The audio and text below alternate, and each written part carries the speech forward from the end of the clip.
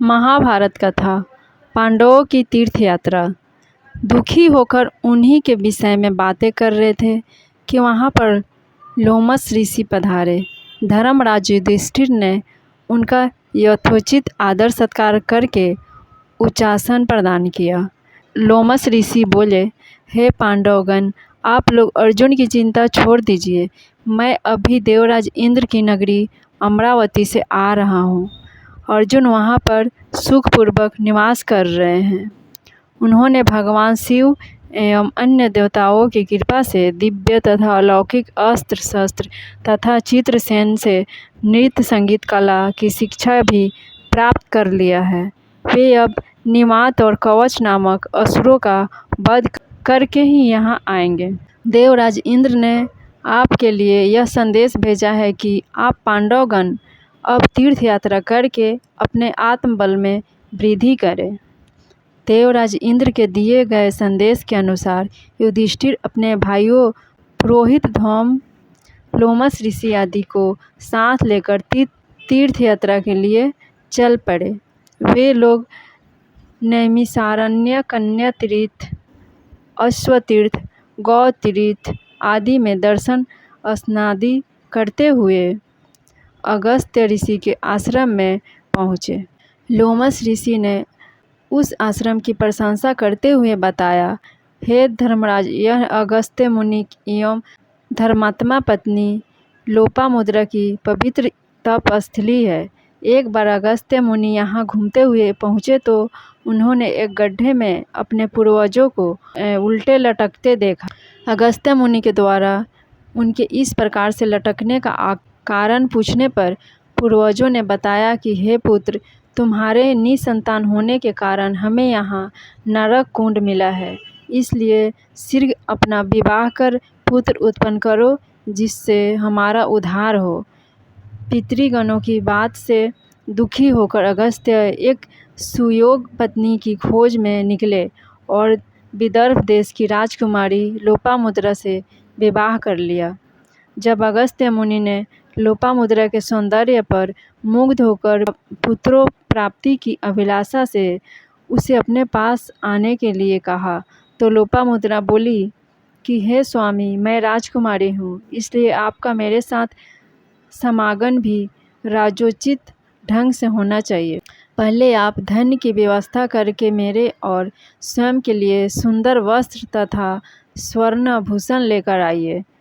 अपनी पत्नी की वाणी से प्रभावित होकर अगस्त्य मुनि धन मांगने के लिए राजा श्रुतवा, वग्रधन तथा इक्ष्वाकु वंशी के पास पहुँचे, किंतु सभी राजाओं का कोष खाली होने के कारण उन राजाओं ने क्षमा प्रार्थना करते हुए अगस्त्य मुनि को धन देने में असमर्थ प्रकट कर दिया। निराश होकर अगस्त्य मुनि इलवल नामक दैत्य के पास पहुँचे। इलवल दैत्य ने प्रसन्नता के साथ उन्हें मुँहमांगा धन प्राप्त कर दिया।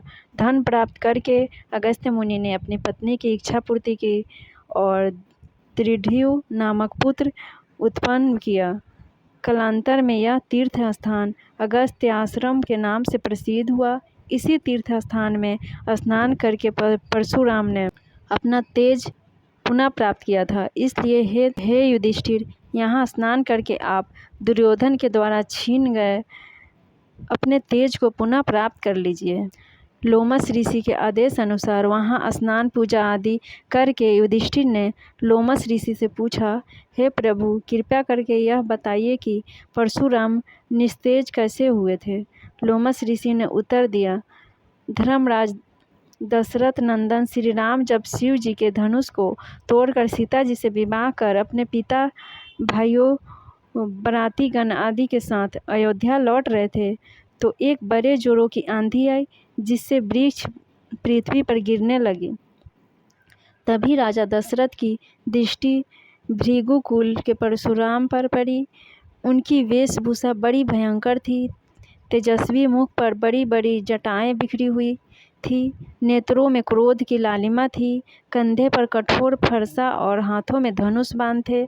ऋषियों ने आगे बढ़कर उनका स्वागत किया और इस स्वागत को स्वीकार करके वे श्री रामचंद्र से बोले, दशरथ नंदन राम हमें आज्ञा दीजिए। दशरथ नंदन राम, हमें ज्ञात हुआ है कि तुम बड़े पराक्रमी हो और तुमने शिव जी के धनुष को तोड़ डाला है और उसे तोड़कर तुमने अपूर्व ख्याति प्राप्त की है। मैं तुम्हारे लिए एक अच्छा धनुष लाया हूँ। यह धनुष साधारण नहीं है, जमदग्नि कुमार परशुराम का है। इस पर बाण चढ़ाकर तुम अपने शौर्य का परिचय दो। तुम्हारे बल और धैर्य को देखकर मैं तुमसे द्वंद्व युद्ध करूंगा। परशुराम की बात सुनकर राजा दशरथ विनीत स्वर में बोले, भगवान आप देवविद स्वाध्यायी ब्राह्मण हैं। क्षत्रियों का विनाश करके आप बहुत पहले ही अपने क्रोध का शमन कर चुके हैं। इसलिए हे ऋषिराज, आप इन बालकों को अभय दान दीजिए। किंतु परशुराम जी ने दशरथ की अनुमय विनय पर कोई ध्यान न देते हुए राम से कहा, राम संभवतः तुम्हें ज्ञान नहीं होगा कि संसार में केवल 2 ही धनुष सर्वश्रेष्ठ माने जाते हैं। सारा संसार उनका सम्मान करते हैं। विश्वकर्मा ने उन्हें स्वयं अपने हाथों से बनाया था। उनमें से पिनाक नाम एक धनुष को देवताओं ने भगवान शिव को दिया था। इसी धनुष से भगवान शिव ने त्रिपुरासुर का वध किया था। तुमने उसी धनुष को तोड़ डाला है। दूसरा दिव्य धनुष मेरे हाथ में है। इसे देवताओं ने भगवान विष्णु को दिया था। यह भी पिनाक की भांति ही शक्तिशाली है। विष्णु ने भृगुवंशी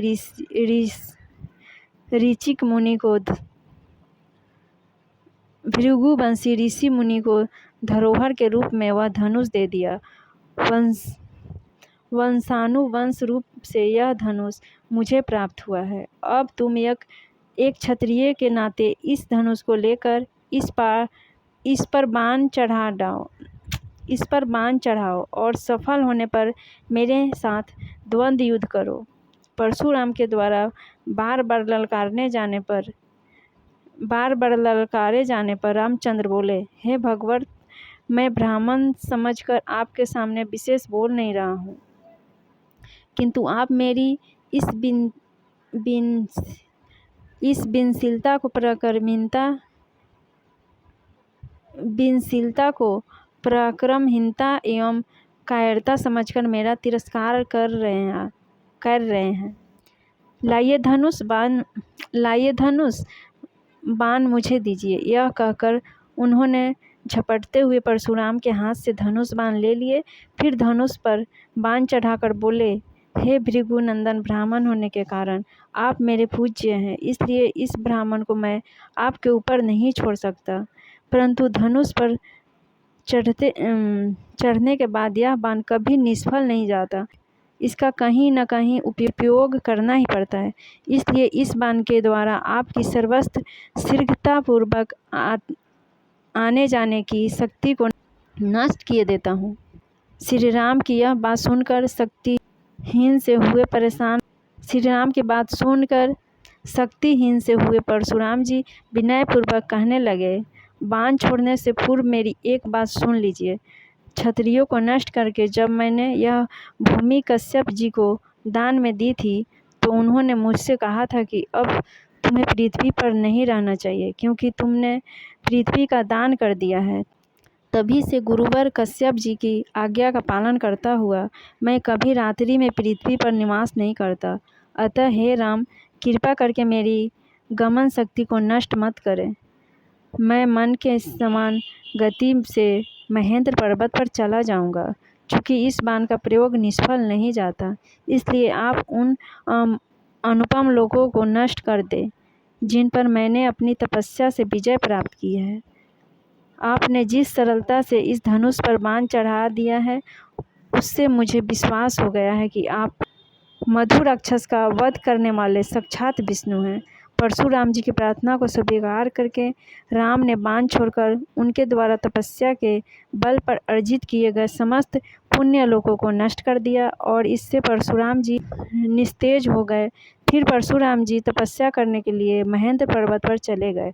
वहाँ उपस्थित सभी ऋषि मुनियों सहित राजा दशरथ ने रामचंद्र की भूरी भूरी प्रशंसा की। धन्यवाद।